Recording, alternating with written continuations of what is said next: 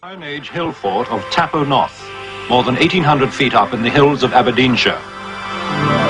Ian Ralston is one of countless archaeologists who have climbed to this cold summit, seeking to explain why the fort's high walls are built not of loose stones, but strangely of melted rock. Rock that will melt only at furnace heat, more than 1,000 degrees centigrade. It's absolutely solid. In places one can kick it, it won't disintegrate. It's as if it's cemented together.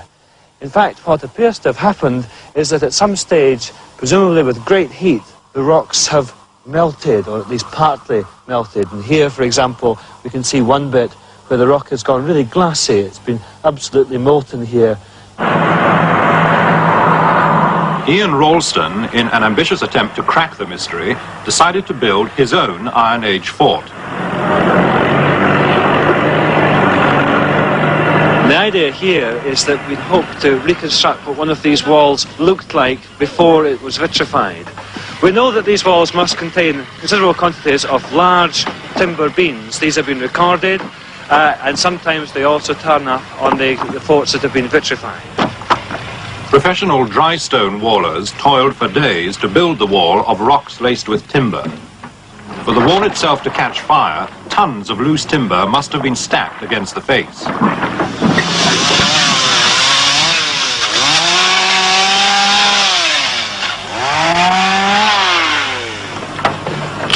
This, as regards authenticity, I think is a very good attempt at one of these walls. Of course, the main thing is it's only part of the circuit of a defence. We've only built something like 6 or 8 metres in length. So it's a part model, but that part, I think, is fairly accurate. Lovely.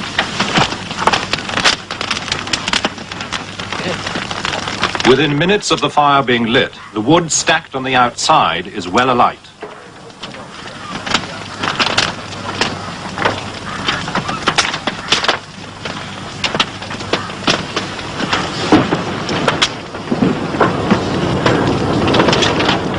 Within an hour, the framework of wooden beams has caught fire, carrying the flames to the heart of the wall. It is here in the centre that enough heat may build up to melt the stones. Outside, they are already beginning to crack.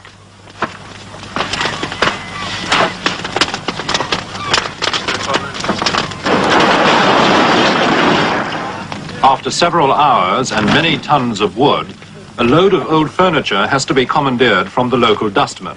It is the only way to keep the temperature up. Later, yet another consignment of wood, the 6th of the day, arrives to keep the fires burning.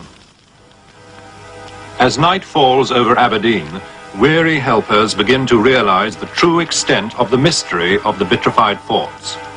To wonder not only how the fort builders could achieve the searing temperatures needed to melt the rock, but how they managed to drag vast quantities of wood up to the hilltops with only primitive transport.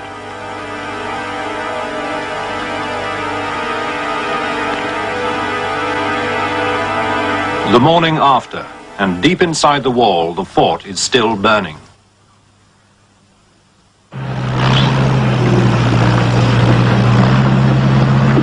"22 hours after the fire was first lit, it's time to demolish the wall and see whether the stones at its core have melted. At first sight, the result looks disappointing. There are no ramparts of fused stone. The search is now on for evidence that any rocks have melted. Yeah, that's it.